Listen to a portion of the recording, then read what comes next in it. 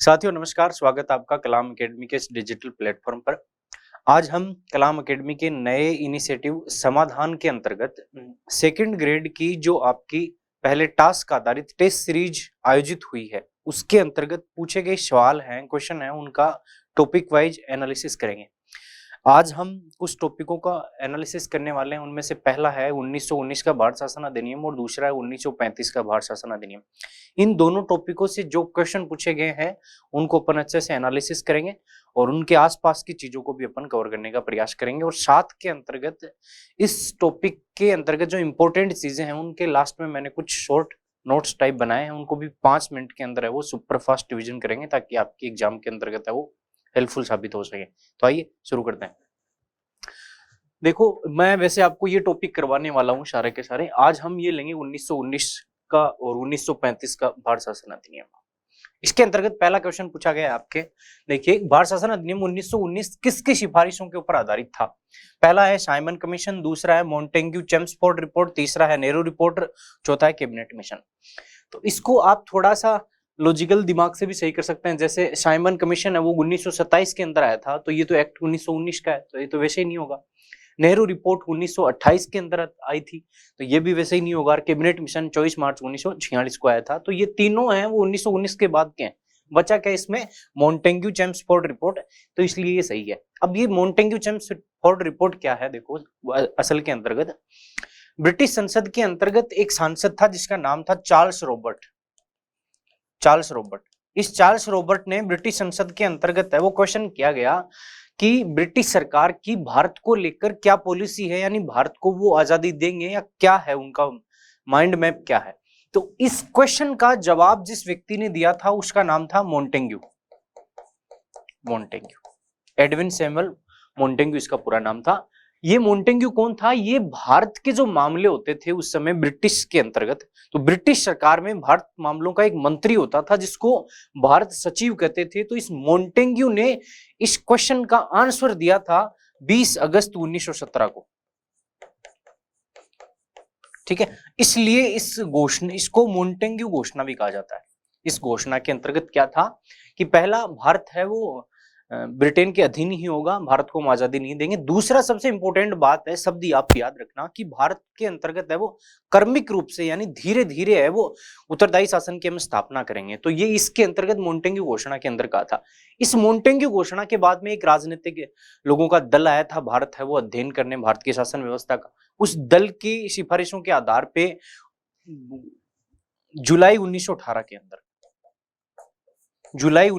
के अंतर्गत है वो मोंटेग्यू जो कि भारत सचिव था और चेम्सफोर्ड जो कि है वो उस समय भारत का है वो गवर्नर जनरल था, इन दोनों ने मिलकर एक रिपोर्ट तैयार की थी और इसी रिपोर्ट के आधार के ऊपर आगे चलकर वो 1919 का अधिनियम बना था। तो ये थोड़ा सा देख लेना आप। आइए आगे चलते हैं अगले क्वेश्चन पे। भारत शासन अधिनियम 1919 का मुख्य उद्देश्य क्या था? पहला है इसके अंतर्गत की पूर्ण स्वतंत्रता प्रदान करना। बिल्कुल ही नहीं, क्योंकि स्वतंत्रता तक हम 1947 तक लड़े हैं, ये तो 1919 की बात है। दूसरा है स्वशासन की स्थापना, तो ये तो एक ही शब्द है। हालांकि स्वशासन के लिए एनी बेसेंट और बाल गंगाधर तिलक के नेतृत्व के अंतर्गत है वो इसके लिए आंदोलन जरूर चल रहा था। होम रूल लीग है, लेकिन दिया नहीं था हमको। एक है भारत का एक गणराज्य घोषित करना, ये भी सही नहीं बैठता इसके अंतर्गत। इसका सही आंसर है केंद्र और प्रांतों में शासन प्रणाली को पृथक करना।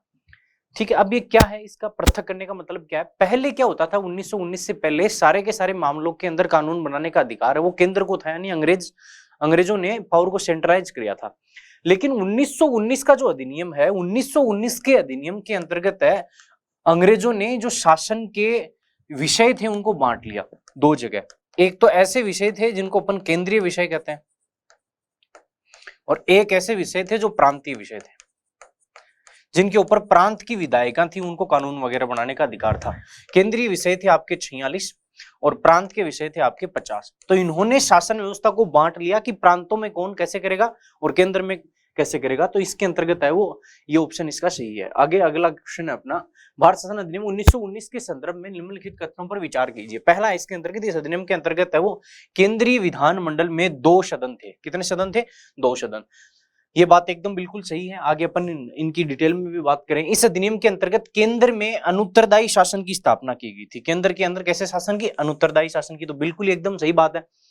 1919 के अधिनियम की यह सबसे इंपॉर्टेंट बात है कि 1919 के अधिनियम के अंतर्गत केंद्र में तो अनुत्तरदायी शासन था, लेकिन प्रांतों के अंतर्गत है वो आंशिक रूप से उत्तरदायी शासन की स्थापना की गई थी। अगला, इस अधिनियम के लिए एडविन मोंटेग्यू के द्वारा प्रगति की घोषणा की गई थी। ये तो बिल्कुल एकदम से राइट है। अब थोड़ा सा हम इसकी चर्चा कर लेते हैं कि इसके अंतर्गत केंद्रीय विधानमंडल थे, उसके कितने सदन थे? 2 सदन थे। मैं इसको तैयार करके लाया हूं, आप देखना थोड़ा सा फास्ट एकदम। केंद्रीय विधायिका जो थी वो 2 सदन की थी। एक होता था इसके अंदर उच्च सदन और दूसरा होता था निम्न सदन। उच्च सदन को कहते हैं आपके काउंसिल ऑफ स्टेट, राज्य परिषद। ये वर्तमान में राज्यसभा है, वैसे मिलती जुलती है। दूसरी होती थी सेंट्रल लेजिस्लेटिव असेंबली, इसको कहते थे केंद्रीय विधानसभा। ये निम्न सदन थी। केंद्रीय विधानसभा एक है राज्य परिषद और दूसरा केंद्रीय विधानसभा और केंद्रीय विधायिका। तो विधायिका के कितने सदन हो गए? 2। राज्य परिषद है उसके अंतर्गत सदस्यों की संख्या इंपॉर्टेंट है, यहां से आपके क्वेश्चन आया हुआ सेकंड ग्रेड में, इसलिए मैंने ये स्लाइड लगाई है। इसमें 60 सदस्य थे, जबकि इसमें 145 सदस्य थे। 60 सदस्यों के अंतर्गत है वो अंग्रेजों के द्वारा मनोनीत किए गए सदस्य तो कितने थे? 27 थे। बाकी के जो बचे हुए 33 सदस्य थे वो कैसे थे? निर्वाचित थे। अब यहां से आपका क्वेश्चन आया हुआ सेकंड ग्रेड के अंतर्गत कि 145 में से मनोनीत सदस्य कितने थे? हालांकि एग्जैक्ट वर्ड था गैर निर्वाचित सदस्य कितने थे? तो गैर निर्वाचित यानी जो निर्वाचित नहीं हुए, तो उनके लिए मनोनीत शब्द ही काम में लेते हैं अपन। तो ये 26 सदस्य थे और ये 41 सदस्य थे। निर्वाचित सदस्य अपने हैं वो कितने सदस्य थे? 104। तो थोड़ा सा आप इनको देख लेना। इन 27 में से 20 सरकारी होते थे और इनके अंदर है वो मुस्लिम यूरोप के लोगों को और इनको भी आरक्षण की व्यवस्था थी। और ये 104 के अंतर्गत भी थोड़ा देख लेना, सामान्य की 52 सीट थी, 30 मुस्लिम, 2 और विशेष चुनाव क्षेत्र 20 थे। तो यहां से क्वेश्चन बन सकता है आपके। ठीक है, अगला क्वेश्चन अपना, भारत शासन अधिनियम 1900 के अंतर्गत गठित राज्य परिषद के प्रथम अध्यक्ष कौन थे? मैंने अभी आपको 2 सदन बताए हैं इसके अंतर्गत।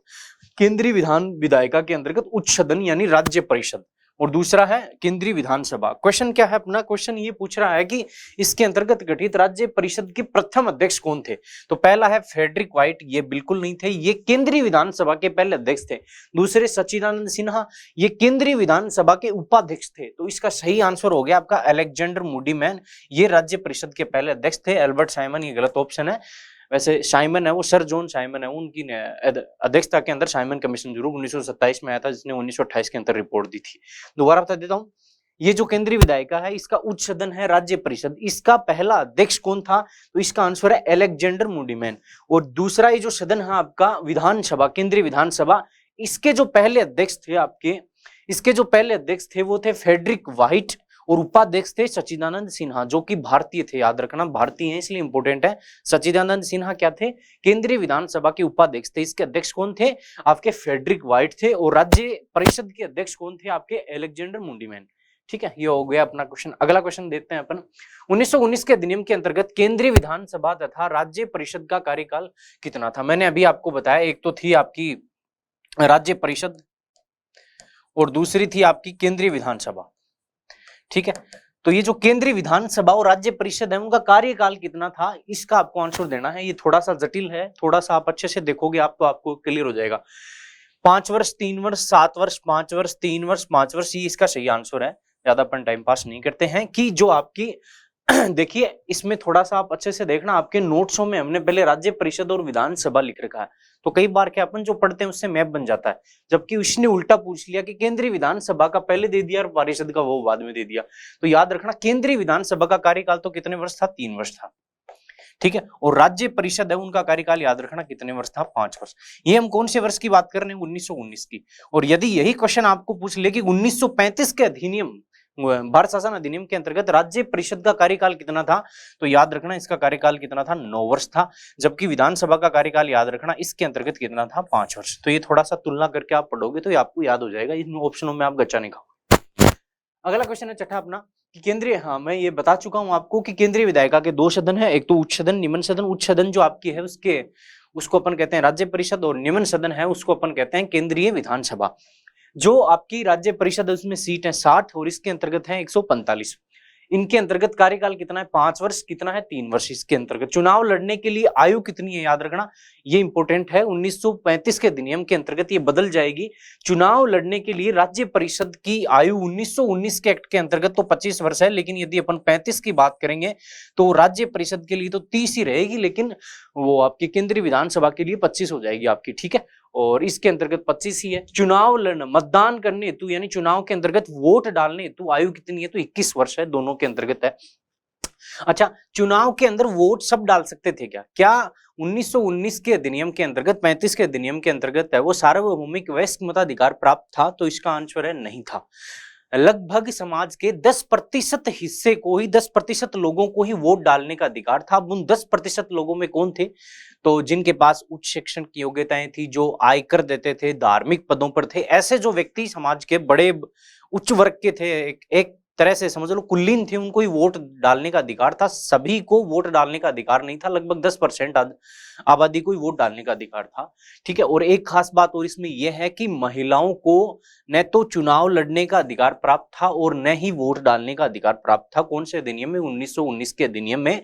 जबकि 1935 के अधिनियम के अंतर्गत है वो महिलाओं के लिए कुछ सीटें हैं वो आरक्षित की गई थी, है ना। ये अपन डिस्कस कर चुके हैं। राज्य परिषद के पहले अध्यक्ष कौन थे? तो ये अलेक्जेंडर मूडीमैन थे। जबकि केंद्रीय विधानसभा के पहले स्पीकर कौन थे? Frederick White. और पहले स्पीकर कौन थे? सच्चिदानंद सिन्हा। अगला अपन देखते हैं भारत शासन अधिनियम 1919 के अंतर्गत प्रांतों में द्वैध शासन की लागू कितने विषय संरक्षित रखे गए थे? ये देखो, आपको मैं थोड़ा सा बताता हूं इसको। 58 थे, 22 थे, 28 थे, 26 थे। तो इसके अंतर्गत ये भी गलत है, ये भी गलत है, ये भी गलत है। इसका सही आंसर है 22। लेकिन ये चारों ऑप्शन है वो इस द्वैध शासन से जुड़े हुए हैं, तो आपको अच्छे से देखना चाहिए। मैं आपको दोबारा इसको समझा देता हूं। देखो क्या हुआ था 1919 के अधिनियम के अंतर्गत है वो क्या किया गया था आपके, ये कैसे होगा, चलो छोड़ो। 1919 का जो अधिनियम था उसके अंतर्गत है वो शक्तियों का विभाजन किया गया था। और शक्तियों के विभाजन में क्या किया गया था? केंद्र के पास तो 46 विषय थे, प्रांतों के पास कितने विषय थे? 50। मैंने एक शब्द यूज किया, द्वैध शासन। द्वैध शासन का अर्थ आप इतना सा समझ कर चलिए कि द्वैध शासन का मतलब है कि शासन करने के दो केंद्र। कहां? प्रांतों के अंदर। देखिए ये शब्द अच्छे से पढ़िए, प्रांतों में द्वैध शासन था 1919 के अधिनियम में। जबकि 35 के अधिनियम के अंतर्गत है वो केंद्र में आपके है वो द्वैध शासन व्यवस्था लाई गई थी। अब ये है क्या? मैंने कहा केंद्र के विषय कितने थे? 46। प्रांतों के कितने थे? 50। प्रांतों के जो 50 विषय थे उनको दो शासन के केंद्रों में बांट दिया। 50 में से 22 विषय हैं उनको तो अपन संरक्षित विषय कहते हैं, जबकि 28 विषय हैं उनको हस्तांतरित विषय कहते हैं। संरक्षित क्यों कहते हैं? क्योंकि इनको गवर्नर जो था आपका, गवर्नर जनरल था, उसके लिए तथा उसकी परिषद के लिए रिजर्व कर दिया गया था। इन पे फैसले लेने का अधिकार इनके पास था। जबकि कुछ 50 में से 28 विषय हस्तांतरित कर दिए गए थे। किसको? लोकप्रिय मंत्रियों को। ये लोकप्रिय मंत्री हैं वो चुनकर आते थे, इनमें से कुछ भारतीय भी थे और इनको जनता वोट देती थी, इसलिए जनता के प्रति उत्तरदायी थे। और यहीं से वो टर्म निकल के आती है कि 1919 के भारत शासन अधिनियम के अंतर्गत है वो प्रांतों के अंतर्गत है वो कुछ आंशिक रूप से उत्तरदायित्व ठहराया गया था, उत्तरदायित्व है वो प्रदान किया गया था। इसमें एक खास बात हो रही है, ये जो 22 विषय 28 विषय आप रट नहीं सकते, क्योंकि ये बहुत रटते रटते संख्या ज्यादा हो जाएगी। आप इसको ऐसे याद करेंगे, ज्यादा महत्वपूर्ण जो थे वो 22 इनमें थे। जैसे पैसे लेने के, पैसे आने वाले विषय, जैसे आप देख लो कि वित्त है, ठीक है, भू राजस्व है, खनिज आदि से इनसे पैसे आते हैं, तो वो तो गवर्नर जनरल अपने पास रखेगा। जिन चीजों पे पैसे जाते हैं, शिक्षा, स्वास्थ्य, चिकित्सा, वो किसको देती है? भारतीयों के वोट से चुनकर जाने वाले जो आपके और कुछ मनोनीत जो थे आपके मंत्री, उनको दे दिए। अब ये इनके पीछे प्लान इनका ये था कि ये जिनमें पैसे लगते हैं वो विषय किसको दे दें? भारतीयों को, ताकि इनके ऊपर टैग लगा दिया जाए कि इनको शासन करना नहीं आता है। तो ये संरक्षित विषय कितने हैं? 22 और हस्तांतरित कितने हैं? 28 और प्रांतीय विषय कितने हैं? 50 हैं। तो ये पूछा इसने कि कितने विषय संरक्षित थे, तो मैंने अभी आपको बताया कि केंद्रीय विषय थे 46 और प्रांतीय विषय थे 50। 50 प्रांतीय विषय हैं, उनको दो भागों में बांटा गया, एक तो संरक्षित 22 और हस्तांतरित 28। आपको ये अच्छे से क्लियर हो गया होगा, ये बहुत इंपॉर्टेंट है, यहाँ से क्वेश्चन बार बार आता है। अगला देखिए आपका, हाँ, 7वां क्वेश्चन है, 1919 के अधिनियम में सीटों का वर्गीकरण प्रांतों की जनसंख्या के आधार पर न करके उनके महत्व के आधार पर किया गया था। इस प्रकार काउंसिल ऑफ स्टेट, जिसको अपन क्या कहते हैं? राज्य परिषद। राज्य परिषद में सर्वाधिक सीटें किन प्रांतों की थी? तो इसमें 4 ऑप्शन है, बड़े नजदीक नजदीक हैं। अब प्रांत है वो सारे के सारे आप याद नहीं कर सकते उनकी सीट कितनी है, लेकिन ये इसलिए इंपॉर्टेंट है क्योंकि सर्वाधिक और सबसे कम का कई बार क्वेश्चन पूछ लेते हैं। तो ये आपने पढ़ा होगा, बॉम्बे और बंगाल इसका सही आंसर है, क्योंकि बॉम्बे और जो बंगाल था आपका, बॉम्बे और बंगाल है, इसकी राज्य परिषद के अंदर है, सीटों की संख्या याद रखना कितनी थी, 6 थी। कितनी थी, 6। ठीक है, राज्य परिषद के अंतर्गत। ठीक है, बचा क्या, मद्रास। मद्रास की सीटें थी कितनी, 5, और संयुक्त प्रांत की कितनी थी, 5। देखो जनसंख्या के हिसाब से देखें तो ये आपके संयुक्त प्रांत बड़ा था, लेकिन इसकी सीटें 5 हैं, जबकि बंगाल की और बॉम्बे की है वो कितनी है, 6 है। तो ये जनसंख्या के आधार पर न होकर अंग्रेजों को जो सुटेबल लगता था उसके हिसाब से थे। इसके अलावा एक जरूर आप याद रख सकते हैं कि जो आपकी केंद्रीय विधानसभा थी, इस केंद्रीय विधानसभा में सर्वाधिक सीटें किसके थी, तो इसमें जिनको अपन ने छोड़ा है, मद्रास और संयुक्त प्रांत, इनकी याद रखना 16-16 सीटें थी। ठीक है, जबकि बॉम्बे की इसके अंतर्गत 12 सीटें थी, बंगाल की इसके अंतर्गत 15 थी। हालांकि ज्यादा हो गया, आप ये ज्यादा किस किस की है इसलिए पूछा गया है क्वेश्चन। बॉम्बे और बंगाल इसकी है वो 6-6 सीटें थी, और मद्रास और संयुक्त प्रांत की कितनी थी, 5-5। लेकिन मद्रास और संयुक्त प्रांत जो है उनकी केंद्रीय विधानसभा जो आपका है वो निम्न सदन है, उसके अंतर्गत है वो 16-16 सीटें थी, जो कि अधिकतम है। अगला क्वेश्चन अपना 1919 के अधिनियम के अंतर्गत है वो भारत सचिव और उसकी परिषद में किए गए परिवर्तनों के संदर्भ में निम्नलिखित कथनों पर विचार कीजिए।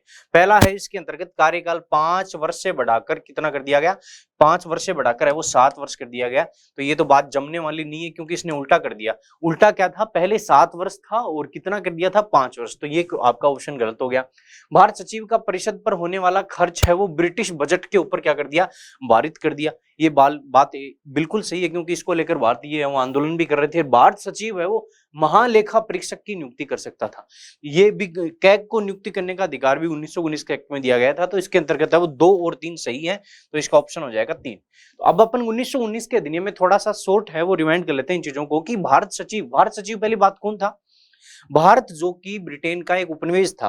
तो भारत के मामलों को संभालने के लिए ब्रिटिश सरकार के अंदर मंत्री होता था, उसको कहते थे भारत मंत्री, और उस भारत मंत्री को ही कहते थे भारत सचिव। और 1919 का अधिनियम आया था, उस समय सचिव कौन था, तो मोंटेग्यू था।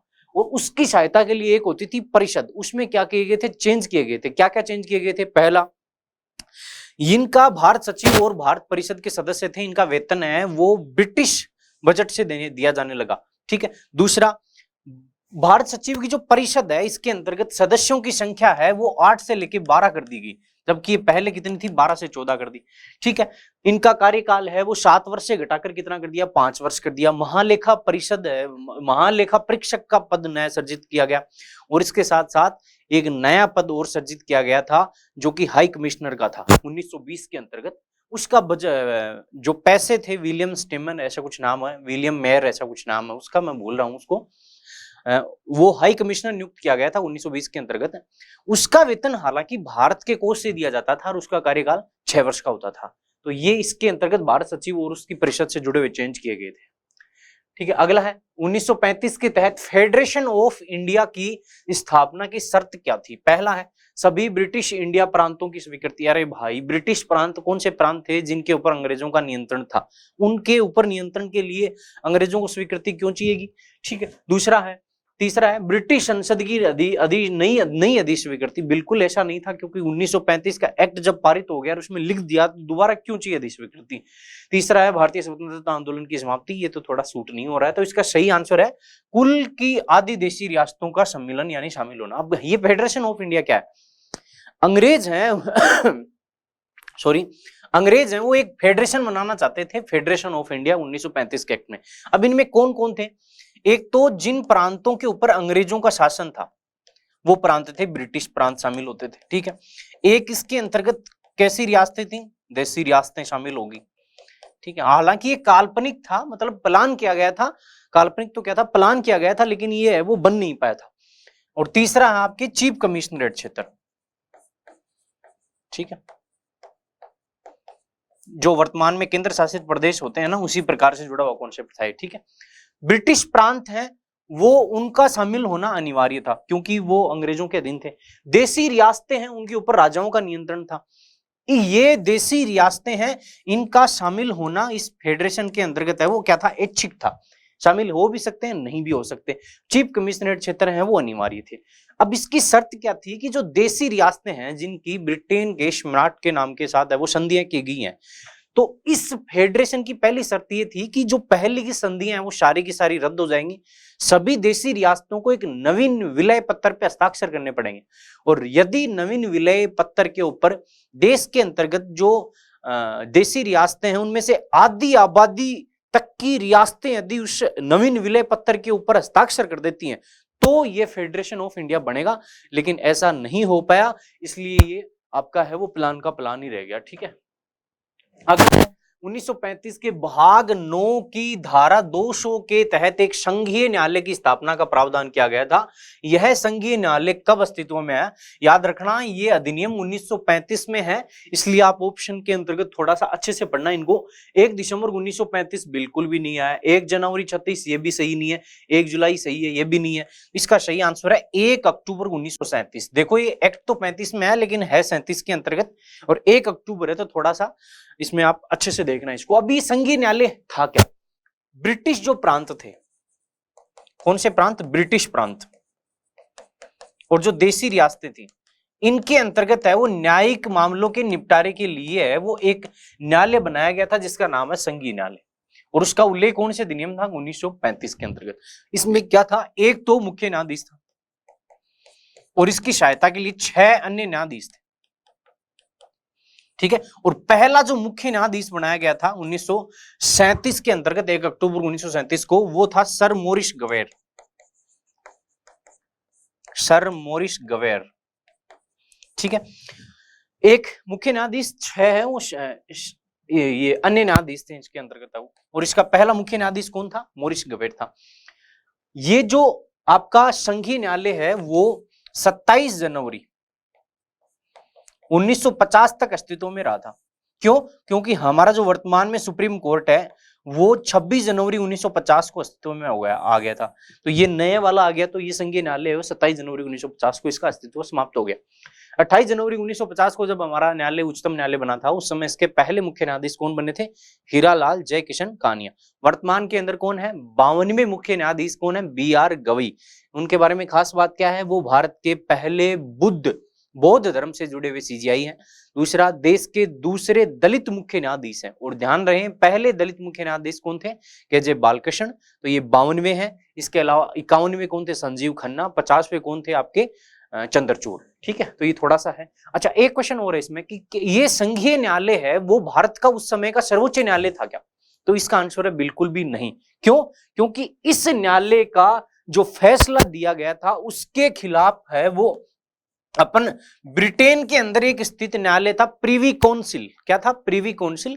उसके अंतर्गत क्या कर सकते थे, अपील। दोबारा बता देता हूं, 1935 के एक्ट के अंतर्गत भाग 9 की धारा 200 के अंतर्गत संघीय न्यायालय का प्रावधान था। ये अस्तित्व में कब आया, 1 अक्टूबर 1937 के अंतर्गत आया। इसके अंतर्गत एक मुख्य न्यायाधीश था और 6 अन्य न्यायाधीश थे। देशी रियासतें और ब्रिटिश प्रांत दोनों के ऊपर इनका वो अधिकार क्षेत्र था। पहले मुख्य न्यायाधीश कौन थे, सर मोरिस गवेर। यह सर्वोच्च था क्या, बिल्कुल भी नहीं था। यह इसके फैसले के विरुद्ध वो अपील की जा सकती थी, कहां, ब्रिटेन में स्थित प्रीवी काउंसिल के अंतर्गत। मुझे लगता है आपको क्लियर हो गया होगा। आगे देखिए, अधिनियम किस अधिनियम के तहत है वो भारत के अंदर ICS जो इंडियन सिविल सर्विस है भर्ती परीक्षा का प्रावधान था, तो ये 1861 में भी नहीं था, 63 के अंतर्गत भी ना, 1935 थोड़ी लेट हो गई, इसका प्रावधान था 1919 के अंतर्गत। अब ये है क्या, देखो ICS जो परीक्षा का कॉन्सेप्ट है वो सबसे पहले है वो भारत के अंदर आया था 1853 के चार्टर एक्ट के अंतर्गत, लेकिन ये उस समय भारत के अंदर आयोजित न होकर कहां होती थी, ब्रिटेन के अंतर्गत। क्वेश्चन क्या है, भारत के अंतर्गत पहली बार आयोजित करने का प्रावधान किस अधिनियम में था, तो 1919 के अंतर्गत था, और इसमें एक्ट में प्रावधान था, इसलिए ही 1922 के अंतर्गत आपके उत्तर प्रदेश के इलाहाबाद के अंतर्गत पहली बार ICS भर्ती परीक्षा का आयोजन किया गया था। इसके अलावा और याद रखें 1919 के एक्ट के अंतर्गत है वो केंद्र स्तर के ऊपर है वो लोक सेवा आयोग, जो वर्तमान में UPSC है, उसी प्रकार से लोक सेवा आयोग कर्मचारियों की भर्ती करने के लिए बनाया गया था, बनाने का प्रावधान था, और उसको लेकर 1924 के अंतर्गत एक आयोग बना था, उसको आप पता होगा आपको, ली आयोग, और ली आयोग की सिफारिश के आधार के ऊपर है वो 1926 के अंतर्गत है वो आपके है वो संघ लोक सेवा आयोग है वो आपका अस्तित्व के अंतर्गत आया था और उसके पहले अध्यक्ष थे सर रोस बारकर। ठीक है, ये जो कि बाद के अंतर्गत है वो यूपीसी बन गया था। ये क्लियर हो गया होगा आपको। ठीक है, अगला क्वेश्चन देखना। भारत शासन अधिनियम 1935 के संदर्भ में निम्नलिखित कथनों पर विचार कीजिए। कौन सा एक्ट है? 35। क्या है? अधिनियम की 7वीं अनुसूची के अंतर्गत शक्तियों का विभाजन हेतु विषयों की 3 सूचियां बनाई गई है। बिल्कुल सही बात है। 1919 के अंतर्गत तो 2 सूचियां थी, 2 प्रकार के विषय थे, केंद्रीय विषय और प्रांतीय विषय। इसके अंतर्गत 7वीं अनुसूची के अंदर, वर्तमान में भी 7वीं अनुसूची के अंदर अनुसूचियां याद रखना आप है वो 3 सूचियां थी। एक सूची संघ सूची, दूसरी प्रांतों के लिए प्रांत सूची, दोनों के ऊपर समवर्ती सूची। वर्तमान में आपको पता होगा अच्छे से कॉन्सेप्ट ये। इस अधिनियम के अंतर्गत मतदाता सूची में शामिल होने के लिए न्यूनतम आयु कितनी थी? 21 वर्ष। ये मैं पहले बता चुका हूं। 1919 के अंतर्गत भी वोट करने के लिए 21 वर्ष की आयु चाहिए थी। 35 के अंदर भी 21 वर्ष की आयु थी, लेकिन पूरी जनता 21 वर्ष के थे वो वोट नहीं डाल सकते थे। सिर्फ 10% जनता ही वोट डाल सकती थी, इनके पास विशेषाधिकार थे। ये अपन थोड़ा सा देख लेते हैं, यहाँ से थोड़ा इंपॉर्टेंट है, मैं लिख के लाया हूं। मुझे लगता है स्क्रीनशॉट या लेके आप थोड़ा सा इन विषयों को देखना, यहाँ से बार बार आरपीएससी क्वेश्चन करती है। पहली बात, 7वीं अनुसूची के अंदर क्या है? अनुसूची। 7वीं जो अनुसूची है उसमें है आपके शक्तियों का विभाजन किया गया। किस प्रकार से? 3 प्रकार से। इसके अंतर्गत एक तो केंद्र सरकार के विषय हैं, उनको संघ विषय हैं। कितने विषय हैं? 59 विषय हैं। प्रांत के विषय कितने हैं? 54 है। और दोनों के ऊपर जो कानून बना सकते हैं समवर्ती सूची के अंदर, वो कितने विषय हैं? 36। तो इन पे तो सिर्फ केंद्र बना सकती है, इस पे सिर्फ प्रांत बना सकते हैं। दोनों विषयों पर जो बना सकते हैं केंद्र और प्रांत, उनको समवर्ती सूची के अंदर डाल दिया गया। इनको आप थोड़ा सा सारे के सारे 59, 54, 36 को याद करने लगे तो आप शहीद हो सकते हो मेरी तरह। तो आपको क्या करना है, इसको थोड़ा सा आइडिया लगाना है बेसिकली, और वो लग सकता है इसके अंतर्गत यदि आप थोड़ा सा ध्यान देंगे। जैसे रक्षा करने का काम, अभी पाकिस्तान के साथ ऑपरेशन सिंदूर वगैरह थोड़ा चला, तो रक्षा करने का दायित्व है। हमने कभी भजनलाल जी को कहा है राज्य के अंतर्गत कि भाई आप रक्षा कीजिए हमारी? नहीं कहा। किसको कहा? केंद्र स्तर के ऊपर हमने बातें की होगी काफी। तो वर्तमान में जो सेटअप है वो ही पहले था, बस थोड़े बहुत चीजों के अंतर्गत अंतर है। अब संख्या इनकी बढ़ गई है, पहले कम थी। रक्षा का काम केंद्र का है, सेना का काम केंद्र का है। सेना भी उसके विदेश नीति है भाई। आपने देखा है कि राजस्थान का कोई विदेश मंत्री होता है? नहीं होता है, केंद्र का ही होता है। आपके मुद्रा का काम है, आरबीआई वगैरह, सार्वजनिक ऋण है, बैंक है, ये सारे के सारे उसके अंतर्गत आते हैं, केंद्र के अंतर्गत। अब भी उसमें आते हैं। कॉपीराइट का काम है, खोज कर दिया आपने, कोई डिजाइन कर दिया, ट्रेडमार्क हो गया, ये सारे के सारे भी आपके संघ सूची के विषय हैं। व्यापार और व्यापार से जुड़ी हुई कंपनियां भी संघ सूची के विषय थे। ये इंपॉर्टेंट है थोड़ा सा, डाक का और तार का, संचार का, रेलवे का, नेविगेशन का, ये अच्छे से देख लेना आप। और जनगणना का तो आपको पता ही है, अभी जो नई जनगणना होने वाली है उसका अधिसूचना वो केंद्र सरकार ने जारी की, आपको पता होगा। तो वो संघ सूची में आप शामिल कर सकते हो उसको। पेट्रोलियम और विस्फोटक, जो पेट्रोल वगैरह का मामला है, प्राइस डिसाइड करने का मामला आपने देखा होगा, वो सारा का सारा केंद्र सरकार डिसाइड करती है आजकल। बीएचयू, बनारस हिंदू विश्वविद्यालय, अलीगढ़ विश्वविद्यालय, ये संघ सूची के तहत आते थे। प्रांतों के अंदर इसी प्रकार है, वो प्रांतों के अंतर्गत नॉर्मली अपने आसपास की चीजें जो वर्तमान के अंदर हो, जैसे शांति के लिए पुलिस वगैरह चाहिए, तो शांति व्यवस्था का काम किसका है?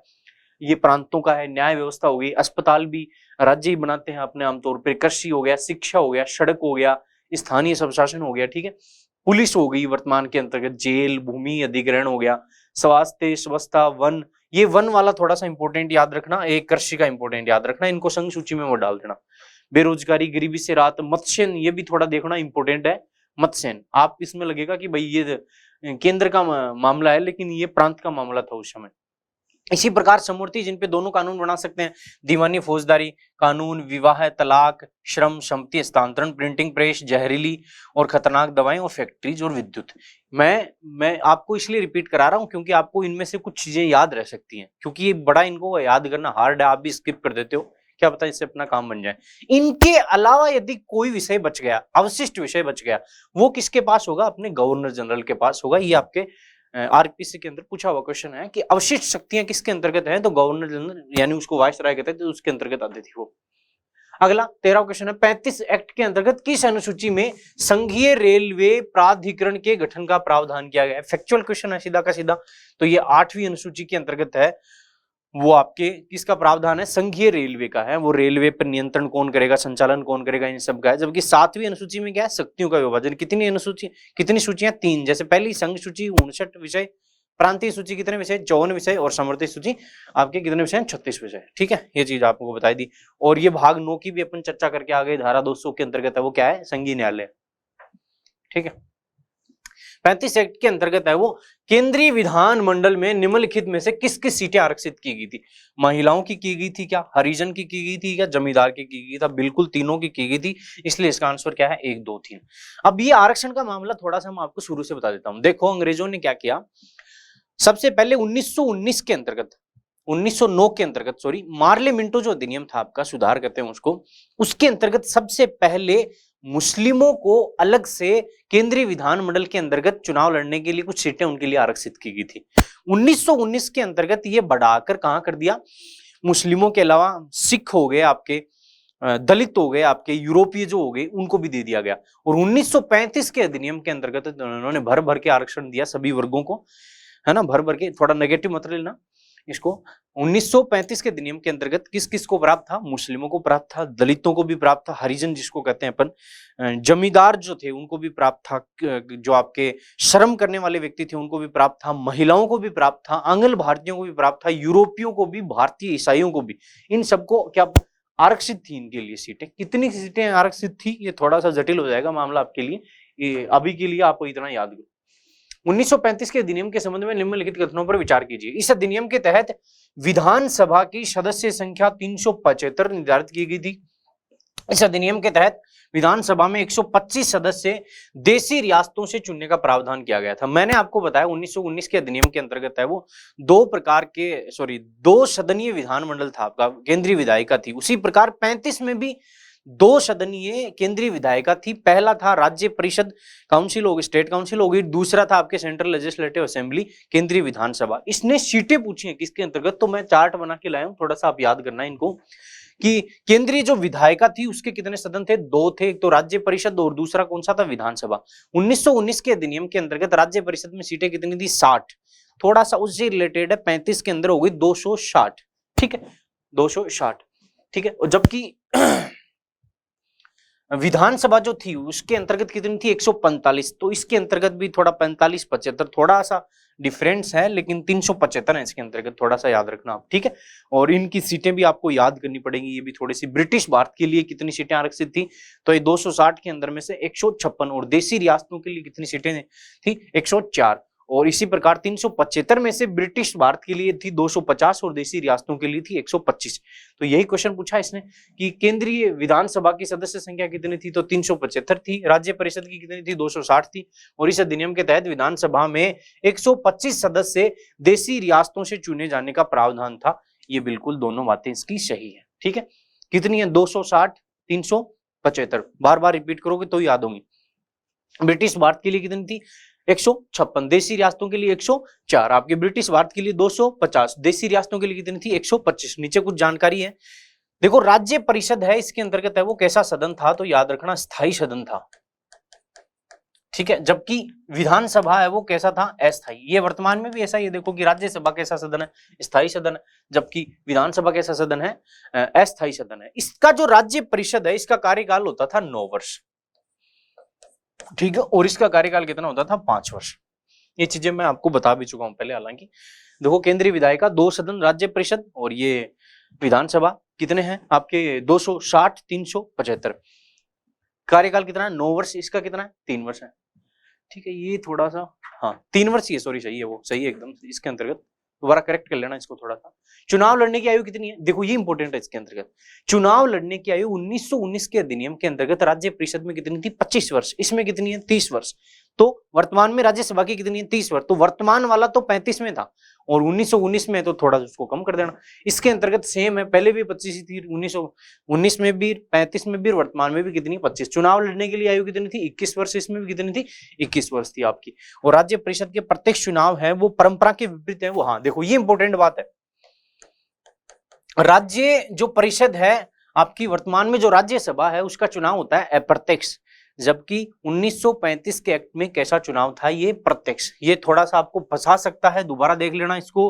और जबकि विधानसभा के चुनाव याद रखना कैसे होते हैं, अप्रत्यक्ष होते नहीं है, होते थे कब, 1935 के अधिनियम के अंतर्गत। ठीक है, वर्तमान में इसके अप्रत्यक्ष होते हैं, इसके आपके प्रत्यक्ष होते हैं। थोड़ा सा ये परंपरा के विपरीत है, यहां से क्वेश्चन पूछ सकता है, स्टेटमेंट का कथन का कारण का क्वेश्चन बन सकता है इसमें। भारत शासन अधिनियम 1935 के कुल कितनी धाराएं थी? हाँ, ये भी थोड़ा फैक्चुअल क्वेश्चन है, आप बताइए। 395 बिल्कुल नहीं, ये तो हमारे भारतीय संविधान बनते समय टोटल अनुच्छेदों की संख्या थी। 276 मामला इसके अंतर्गत सेट नहीं होता, 295 तो इससे ही जोड़ के दिया इसने। इसका सही आंसर है 321। आप इसको ऐसे याद करना, देखो इसके अंदर भाग कितने थे, भाग कितने थे? 14। धारा कितनी थी इसके अंतर्गत? 321। और अनुसूची कितनी थी? तो वो थी 10। अब इसको आप थोड़ा सा ऐसे याद कर लेना, देखो 14 तो आपको याद करनी पड़ेंगे, फिर 4 से इधर शुरू कर देना, 3 2 1, फिर 1 को लेके 0 हो जाएगा आपका।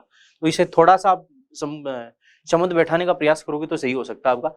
भाग कितने थे? 14। धाराएं कितनी थी? 321। अनुसूची कितनी थी? 10। हाँ, 1935 के अधिनियम के अंतर्गत याद रखना, 1919 के अधिनियम के अंतर्गत तो प्रस्तावना भी थी, लेकिन 35 के अधिनियम के अंतर्गत है वो प्रस्तावना का उल्लेख नहीं किया गया था, प्रस्तावना नहीं थी। कथन कारण का क्वेश्चन पूछ सकता है इसे। अगला 35 के अधिनियम के अंतर्गत है वो अवशिष्ट शक्तियां किसको दी गई थी? बताओ।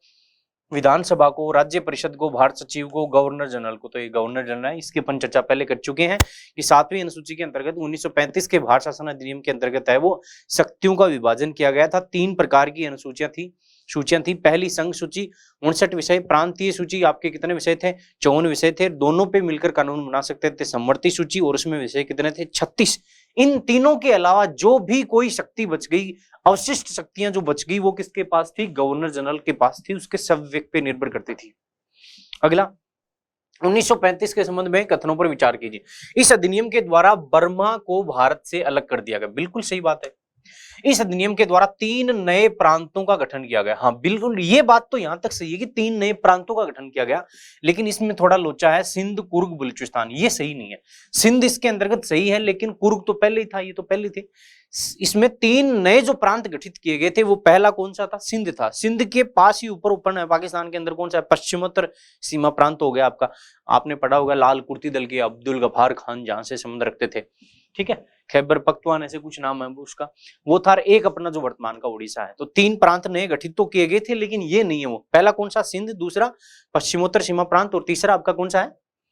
उड़ीसा, ठीक है। और बर्मा को भारत से अलग कर दिया गया था। और अदन जो आपका पड़ता है, अदन की खाड़ी आपने नाम सुना होगा, उस पे भारत से शासन होता था, वो मामला भी इसके अंतर्गत है वो समाप्त कर दिया गया था। तो ये कथन वैसे गलत है। इस अधिनियम के द्वारा प्रांतों में द्वैध शासन को समाप्त करते हुए प्रांतों को पूर्ण स्वायत्ता प्रदान की गई। बिल्कुल एकदम से करेक्ट बात है। पहली बात अपन इसके ऊपर डिस्कस कर चुके हैं कि 1919 के अधिनियम के अंतर्गत है वो प्रांतों में द्वैध शासन लाया गया था। 1935 के अधिनियम उसमें प्रांतों में तो द्वैध शासन समाप्त कर दिया, लेकिन केंद्र में द्वैध शासन की शुरुआत हुई। और केंद्र के अंतर्गत मैंने आपको बताया कि केंद्र सरकार के अंतर्गत है वो संघ सूची में कितने विषय थे? 59। इसमें से 4 जो विषय थे आपके संघ सूची के अंतर्गत कितने विषय थे? 59। इसमें से 4 विषय जो आपके थे, जैसे सुरक्षा, विदेश नीति हो गया, धार्मिक मामले हो गए, इसके अलावा जनजाति और कबीलाई मामले। ये 4 मामले हैं वो किसके लिए?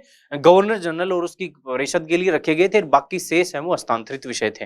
तो प्रांतों में द्वैध शासन लाया कब गया? 1919 में। प्रांतों में द्वैध शासन समाप्त कब किया गया? 1935 में। केंद्र में द्वैध शासन की शुरुआत कब हुई? 1935 में। द्वैध शासन का मतलब क्या है? शासन के 2 केंद्र हो गए एक ही स्थान के ऊपर, ऐसा समझ लेना थोड़ा आप, ठीक है। तो ये इसका आंसर सही क्या होगा आपका? एक तो बर्मा वाला सही होगा और दूसरा है वो तीसरा होगा। तो इसका सही आंसर हो जाएगा 1 और 3, ठीक है। हो गया। आगे 1935 के द्वारा किस अनुसूची के तहत शक्तियों का विभाजन किया गया? ये अपन पढ़ चुके हैं। 7वीं अनुसूची के तहत है वो विभाजन किया गया है। 59, संघ सूची 59, प्रांतीय सूची 54, समवर्ती सूची कितनी है? 36।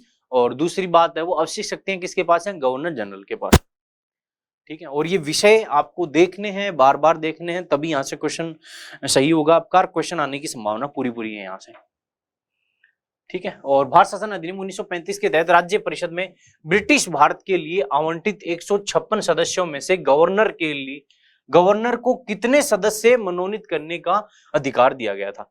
तो इसका आंसर तो सीधा बता देता हूं मैं, वो है 6। लेकिन इसको समझना थोड़ा सा इंपॉर्टेंट है। कहां से क्वेश्चन कहां से पूछा इसने? ठीक है, मैंने आपको बताया विधायिका के 2 सदन है, राज्य परिषद और केंद्रीय विधानसभा। इसकी 260 सीटें हैं, 375 सीटें। इसमें से ब्रिटिश भारत के कितने सदस्य हैं? 156। अब ये जो 156 सदस्य हैं, इनमें से 6 सदस्यों का होता था मनोनयन। क्या होता था? मनोनयन। और वो किसके द्वारा किया जाता था? गवर्नर जनरल के द्वारा किया जाता है। तो इसमें क्वेश्चन यही है कि राज्य परिषद जिसकी सीटें कितनी है? 260 में ब्रिटिश भारत की सीटें कितनी हैं? 156। उन 156 में से गवर्नर जनरल कितने सदस्यों को मनोनीत करता था? तो इसका आंसर है कितना?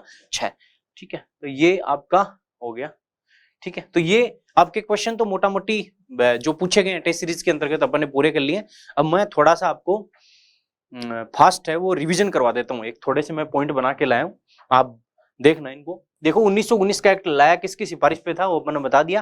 पहला ही क्वेश्चन वो था मोंटेग्यू चेम्सफोर्ड रिपोर्ट की सिफारिश के ऊपर। लाने के कारक क्या थे?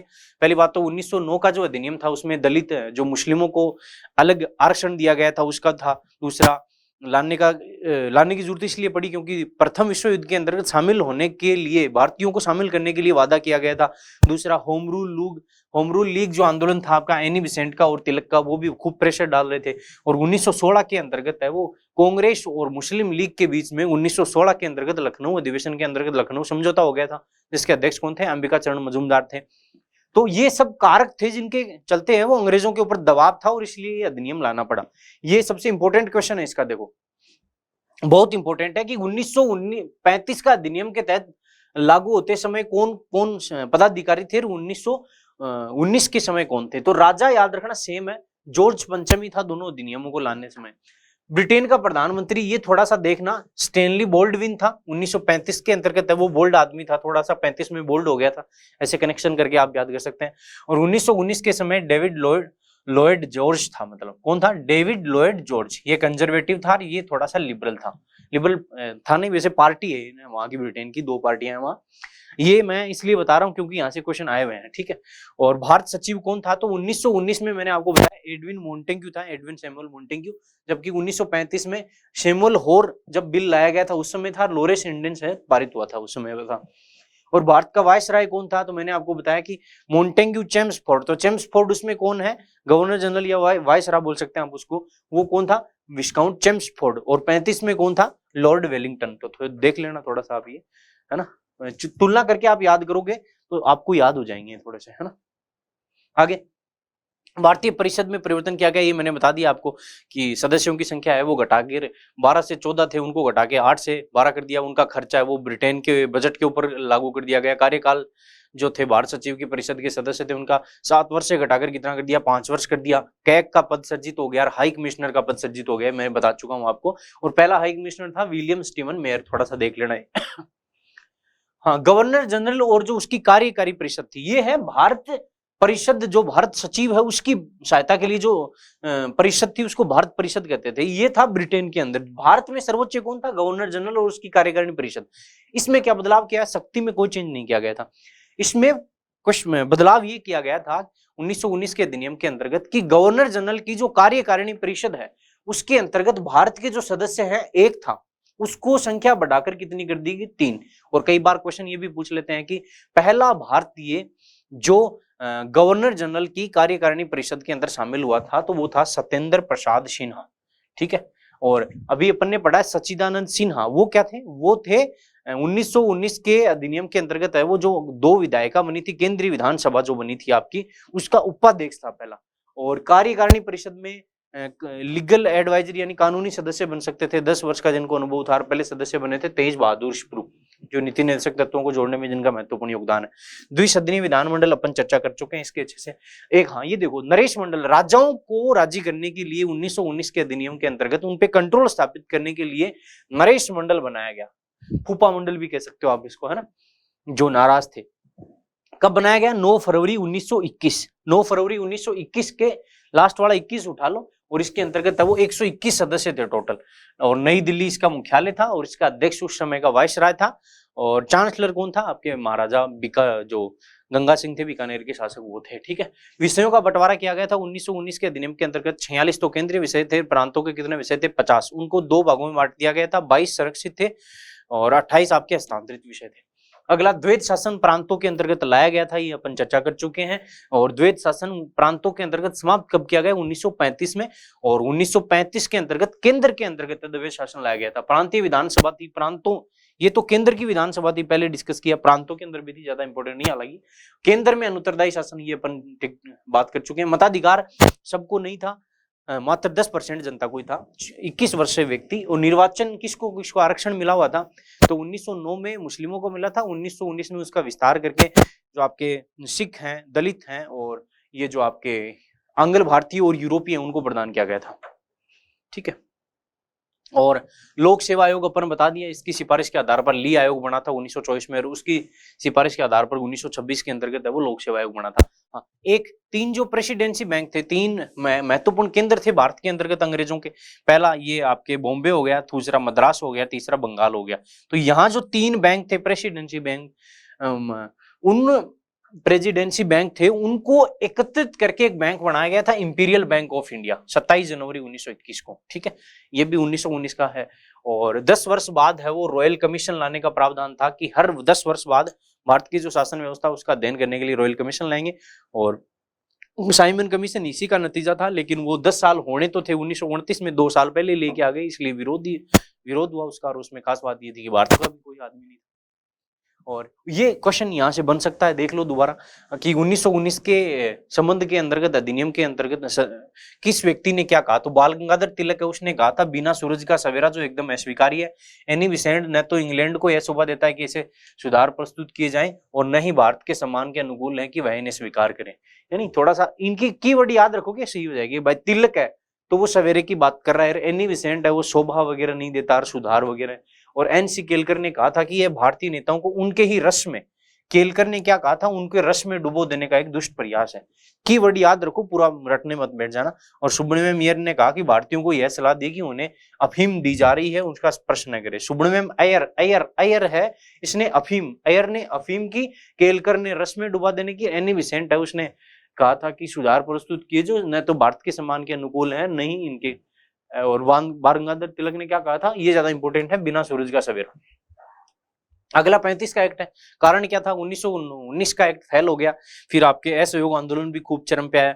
फिर आपके नेहरू रिपोर्ट आई, उससे दबाव बढ़ा। फिर असहयोग आंदोलन हो गया, दांडी मार्च हो गया, और जो 3 गोलमेज सम्मेलन बने थे उनके आधार पर श्वेत पत्र तैयार किया गया था। उसकी रिपोर्ट में भी सुधार करने के प्रावधान थे। तो अंग्रेजों पे रेगुलर आपका दबाव बढ़ रहा था, और इसी वजह से 1935 का आपका क्या लाना पड़ा? एक्ट लाना पड़ा। 14 भाग है इसके अंतर्गत, 321 धाराएं हैं, 10 अनुसूचियां। इसके अंतर्गत प्रस्तावना अलग से नहीं है। क्या है इसके अंतर्गत? पहली बात तो भारत परिषद है। भारत सचिव कौन था? भारतीय मामलों का ब्रिटिश सरकार में मंत्री था। उसकी सहायता के लिए जो परिषद थी उसको क्या कहते थे? भारत परिषद। इस एक्ट के अंतर्गत भारत परिषद को क्या कर दिया? समाप्त कर दिया गया। जबकि 1919 के एक्ट के अंतर्गत है वो भारत परिषद में संशोधन किए गए थे। ठीक है। और ये वैसे भारत परिषद आया कब था? 1858 में आया था। और भारत सचिव के सलाहकार हैं वो कितने बनाए गए? 3 से 6। देखो, परिषद उसकी सहायता के लिए समाप्त कर देगी और सलाहकार 3 से 6 नए लाएंगे। ये पढ़े हुए हैं आपके तो ही आपको समझ में आएंगे, क्योंकि ये बहुत सुपरफास्ट डिवीजन चल रहा है आपका। और यदि पढ़ा हुआ आपको ये मैटर कलाम का है तो आपको बहुत आसानी से आपका 10-15 मिनट के अंदर ये रिवीजन हो जाएगा। 10 मिनट में एक भारत का संघ बनेगा, इसको अपन डिस्कस कर चुके हैं पहले। ठीक है। संघीय विधायिका का भी डिस्कस कर चुके हैं अपन की। इसके अंतर्गत है वो 2 सदन थे, 200 राज्य परिषद में 260 सीटें थी। आपके जो आपका केंद्रीय विधानसभा थी उसके अंतर्गत 375 सीटें थी। ठीक है। इसका कार्यकाल 9 वर्ष और 3 वर्ष ये अपन कर चुके हैं। ठीक है। महिलाओं को भी आरक्षण दिया गया इसमें। ठीक है। आगे संघीय न्यायालय की अपन 1935 के अधिनियम के अंतर्गत पूरी चर्चा कर चुके हैं पहले, कि इसमें 1 मुख्य न्यायाधीश, 6 न्यायाधीश थे, और सर मॉरिस गवेर पहले मुख्य न्यायाधीश थे। स्थापना कब हुई थी? 1 अक्टूबर 1937। ये डेट काफी बार पूछी जाती है, क्योंकि ये संघीय न्यायालय है वो एक्ट कौन से में है? 35 में आया। बना कब? 37 में। प्रांतों के अंतर्गत भी विधायिका थी, याद रखना। 3 नए प्रांत बनाए गए थे, पता ही आपको 1935 के एक्ट के अंतर्गत कौन कौन से? आपका सिंध पश्चिमोत्तर सीमा प्रांत और एक उड़ीसा। उन प्रांतों को मिलाकर है वो टोटल प्रांत हो गए थे कितने? 11। इन 11 में से 6 ऐसे प्रांत थे जिनके अंतर्गत जो प्रांत में विधायिका थी, ठीक है, वो कितने सदनीय थी? 2 सदनीय थी। ठीक है, देख लेना थोड़ा सा। 3 नए प्रांत गठित किए गए थे, ये मैंने आपको बता दिया है। बर्मा को अलग किया गया था। अदन का मामला इंग्लैंड को सौंपा गया था। शक्ति विभाजन कौन सी अनुसूची में? 7वीं अनुसूची में। बार बार कर चुके हैं। मैंने कहा कि प्रांतों में तो द्वैत शासन समाप्त किया गया और केंद्र में द्वैत शासन लाया गया, प्रांतों के अंतर्गत हटाया गया। 4 विषय जो थे गवर्नर को दे दिए गए थे केंद्र स्तर के अंतर्गत, उनके ऊपर वो करता था। और गवर्नर जनरल को अल्पसंख्यक संरक्षण हेतु व्यापक अधिकार दिए गए थे और अल्पसंख्यकों के लिए, और दूसरी तरफ प्रांतों को स्वतंत्रता दी गई थी। तो ये थोड़ा विरोधाभास है, इसके कारण इसको कहते हैं कि ये संवैधानिक निरंकुशता का सिद्धांत है कि भाई गवर्नर जनरल को है वो अल्पसंख्यकों को संरक्षण देने के नाम पे व्यापक अधिकार दे दो और वो अन्य वर्गों का उस चक्कर के अंतर्गत है वो विशेष अधिकारों का आनंद करता था। प्रांतीय स्वायत्तता दी गई थी प्रांतों को, क्यों? क्योंकि प्रांतों को प्रांतीय सूची में जो विषय शामिल थे 54, उन 54 विषयों के ऊपर कानून बनाने का अधिकार प्राप्त था, इसलिए उसको प्रांतों के अंतर्गत पूर्ण स्वायत्तता प्राप्त हो गई थी। मंत्रिपरिषद थी, ठीक है। और हालांकि कुछ प्रतिबंध थे, जैसे गवर्नर जनरल है वो आपातकाल लगा सकता था, प्रांतों के अंदर मंत्रियों की नियुक्ति उसको पद से हटाने का भी उसके पास अधिकार था। मताधिकार की आयु 21 वर्ष मैं बता चुका हूँ। निर्वाचन में किस किस को आरक्षण दिया गया ये भी बता चुका हूँ। गवर्नर जनरल द्वारा किसकी नियुक्ति की जाती थी? तो केक की जाती थी। आरबीआई के जो सदस्य होते थे उनकी की जाती थी। वित्तीय सलाहकार की जाती थी। महाधिवक्ता की जाती थी। हालांकि यहाँ से क्वेश्चन बन नहीं सकता इस लाइन से। तो गवर्नर जनरल की सहायता हेतु 10 सदस्यों वाली संघीय मंत्री परिषद भी बनाई गई थी, याद रखना। 1935 में 35 के एक्ट के अंतर्गत गवर्नर जो जनरल था उसकी सहायता के लिए एक मंत्री परिषद बनाई गई थी, संघीय मंत्री परिषद। उसमें कितने सदस्य थे? 10 सदस्य थे, 10 मंत्री थे। आपातकालीन उपबंध वर्तमान के अंदर 352 से 360 तक है, तो ये पूछ सकता है। 1935 के प्रावधान के अंतर्गत भी आपात उपबंध थे, धारा 45 और 102 के अंतर्गत। जिस प्रकार 6 माह के अंदर अनुमोदन जरूरी है, वर्तमान में भी उस समय भी 6 माह के अंदर अनुमोदन जरूरी है, और ये 1 वर्ष तक आपातकालीन प्रावधान है वो प्रभावी रहते थे, ठीक है। ये है, थोड़ा सा देख लो, ये भी देख ही लिया तो इतना कि नेहरू ने 1935 के एक्ट के बारे में किसने क्या कहा? तो नेहरू ने क्या कहा? इसको अनेक ब्रेकों वाली इंजन रहित गाड़ी बताया। ये इंपॉर्टेंट है इसके अंतर्गत कि इंजन रहित गाड़ी आपकी, ठीक है, और जिसके ब्रेक ज्यादा है, और इसको दासता का घोषणा पत्र कहा था। सी राजा गोपालाचारी ने क्या कहा था? इसे द्वैध शासन से भी बुरा बतलाया था, ठीक है। और क्लीमेंट एटली था, उसने एक ऐसा जहाज बताया जिसका इंजन ही गायब है, ठीक है। इसने देखो इंजन रहित गाड़ी है ये बोला है, लेकिन नेहरू जी ने ब्रेकों की बात की, जबकि एटली ने सिर्फ इंजन गायब है ये बोला है। और जिन्ना ने संघ की योजना को बेकार, निदांत, अस्वीकार्य बताया। इनके लिए तो सारा ही बेकार था मामला। और मदन मोहन मालवीय के अनुसार नया अधिनियम बाह्य रूप से प्रजातांत्रिक प्रतीत होता है परंतु आंतरिक रूप से खोखला है। मैंने अभी आपको बताया, क्योंकि गवर्नर जनरल को काफी व्यापक अधिकारी थे अल्पसंख्यकों के नाम पे, और वो उनका अतिक्रमण करता था काफी बार। अप्रैल 1936 में नेहरू की अध्यक्षता आयोजित लखनऊ अधिवेशन में कांग्रेस ने इसे क्या कर दिया था? अस्वीकृत कर दिया था। कौन से अधिनियम को? 1935 को। तो ये अपन ने पूरे क्वेश्चन भी कर लिए हैं, थोड़ा सा फास्ट रिवीजन भी कर लिया है। मुझे उम्मीद है कि आपको अच्छा लगा होगा। 2 की स्पीड पे करके खींच दो मीटर, एग्जाम पास है। नया मीटर पढ़ने से बचें और जो पढ़ा है उसको बार बार रिवाइज करें। इसी शुभकामनाओं के साथ फिर मिलेंगे नए टॉपिक के साथ। तब तक के लिए शुक्रिया, धन्यवाद।